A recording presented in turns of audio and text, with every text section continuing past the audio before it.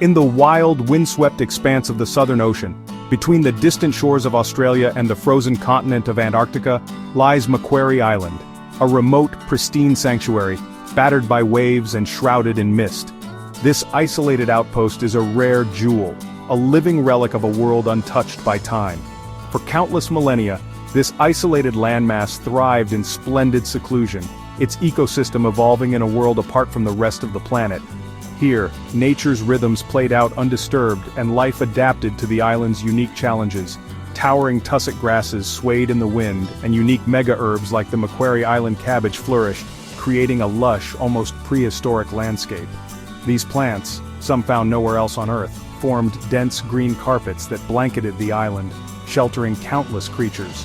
The true rulers here were the birds and seals. Millions of seabirds nested safely, their cries filling the air, while royal and king penguins formed colossal bustling colonies along the rocky shores. The cliffs and beaches teemed with life, a spectacle of nature's abundance. Elephant seals, the giants of the southern seas, hauled themselves onto the beaches in great numbers.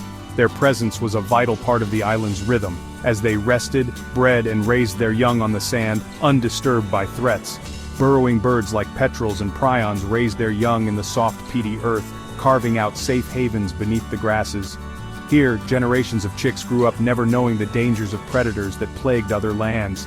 The ecosystem was a delicate marvel, defined by innocence. No land predators, no fear. Life here was shaped by harmony, not by the constant struggle for survival seen elsewhere. Birds nested openly, plants grew in dense profusion, and the cycle of life was perfectly balanced. Every species played its part, contributing to the island's vibrant, interconnected web of life. The surrounding ocean provided endless bounty, its rich waters feeding seals, penguins, and birds. In turn, the guano from these animals enriched the soil, fueling the explosive growth of plants and sustaining the entire ecosystem. This created a self-sustaining loop. The sea fed the animals fed the land, and the land sheltered the animals. Each element depended on the others, forming a perfect circle of life. It was a closed loop of prosperity, a testament to life's ability to adapt and thrive in even the most remote and challenging corners of our planet. Macquarie Island stood as a living example of nature's resilience and ingenuity. But this beautiful naivety, this innocence born of isolation, would become the island's greatest vulnerability when the outside world finally arrived, bringing with it changes that would test the very fabric of this sanctuary. In 1810, Macquarie Island's fate changed forever. Human hunters arrived, drawn by the abundance of seals, but their most destructive impact came from stowaways, black rats and house mice. These rodents found paradise, no predators, abundant food, and no danger.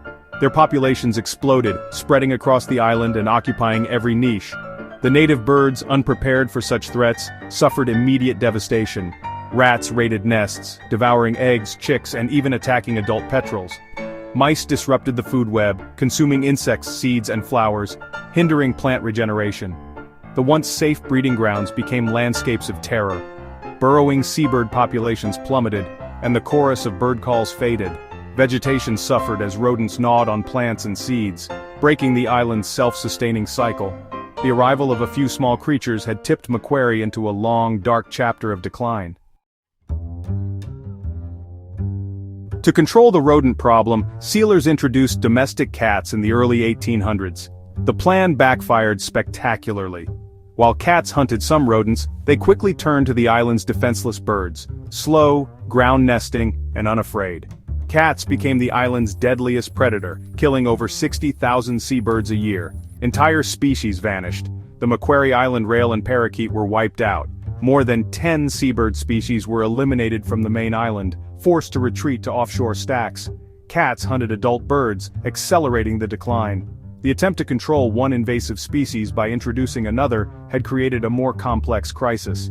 Now, rats, mice, and cats together devastated the ecosystem. The island was suffering under the combined pressure of 3 relentless invaders. In 1878, sailors released domestic rabbits as a food source for shipwrecked crews. The rabbits found no predators and endless food, breeding explosively. By the 1960s, over 100,000 rabbits grazed the island bare. They devoured the tall tussock grasses and mega-herbs, stripping the land to the soil. The loss of vegetation destabilized hillsides as root systems vanished and soil eroded. Habitat for penguins and seabirds disappeared. Mega herb fields became muddy patches. The rabbits were eating the island's animals out of house and home. The introduction of a harmless food source triggered environmental collapse.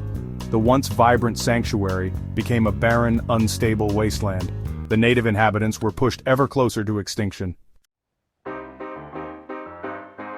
By the late 20th century, Macquarie's crisis was undeniable. Conservationists targeted feral cats, launching an eradication program in 1985. By 2000, every last cat was removed. A victory, but with shocking consequences. Cats had been the main predator of rabbits. Without them, rabbit numbers exploded. The population soared to 300,000, devastating what little vegetation remained. Satellite images showed the island turning from green to brown in just a few years. Some bird species began to recover, but their habitat was vanishing even faster. The rabbits now destroyed the very ground birds needed to survive. Removing one invasive species had unleashed the full destructive power of another. The ecosystem teetered on the brink of collapse. Well-intentioned actions had only deepened the crisis. By the mid-2000s, Macquarie Island was an ecological disaster. Once a haven for unique wildlife, the island had become a stark example of environmental collapse. Its natural balance shattered.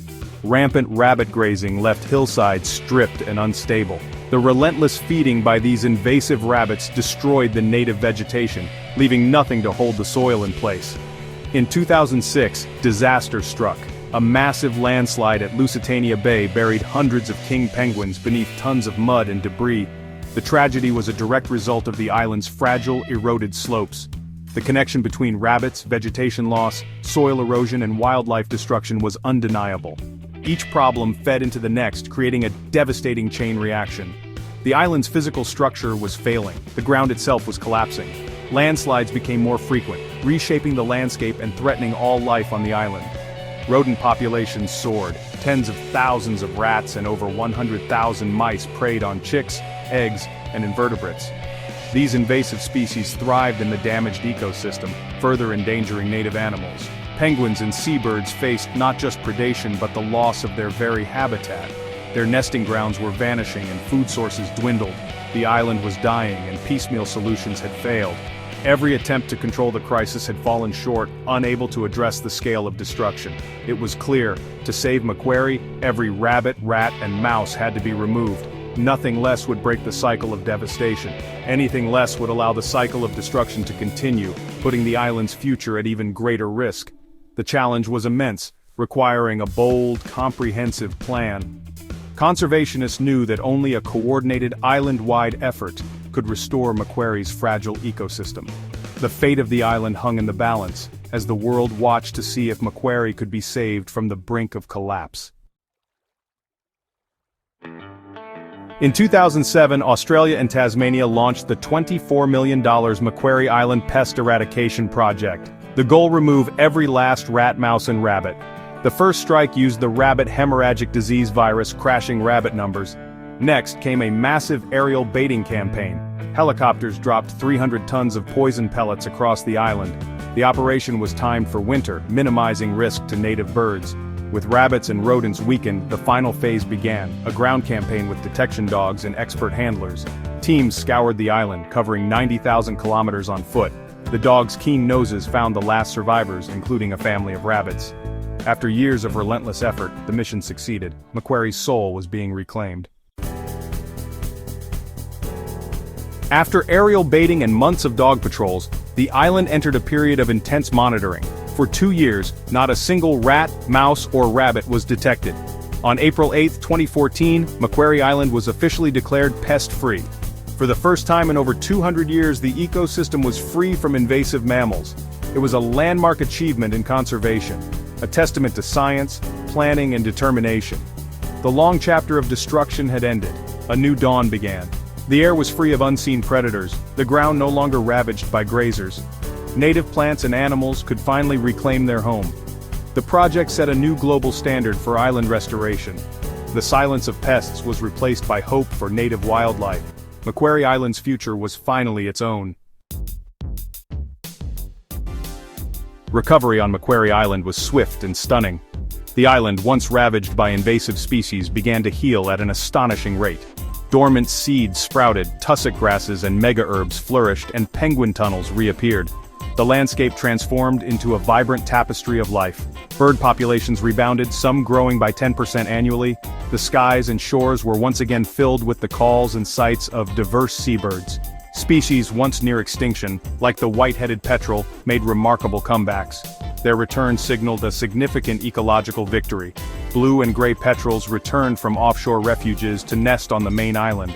Their presence was a testament to the island's renewed safety and vitality. More native animals now live on Macquarie than at any time in 150 years. The island's ecosystem was thriving like never before.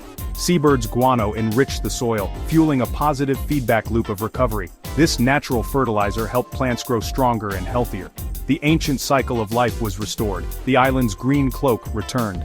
The once barren land was now a thriving paradise. Macquarie became a model for ambitious eradication projects worldwide. Conservationists looked to its success as a beacon of hope. Strict biosecurity now protects the island's hard-won recovery. Every effort is made to prevent the reintroduction of invasive species. Macquarie Island stands as a living monument to both the fragility and resilience of nature.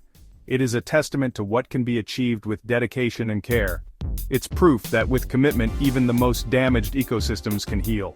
The story of Macquarie Island is one of hope and renewal.